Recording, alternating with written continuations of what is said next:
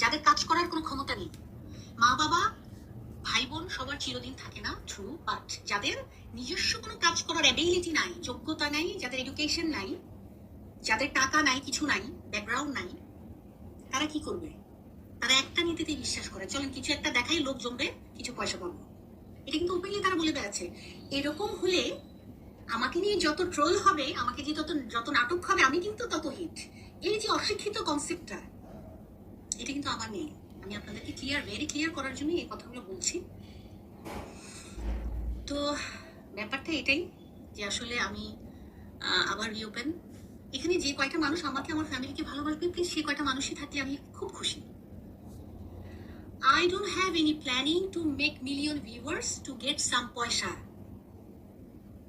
No way. Because there is another way. আমার আরো way আছে। আমি কাজ করতে পারি, আমি এডুকেটেড, ওয়েল এডুকেটেড, আমি বিলং করছি, আমার হাজবেন্ড আছে আমাকে হেল্প করার, আমার আমার সার্কেল আছে, আমার কাজ আছে, সুযোগ আছে।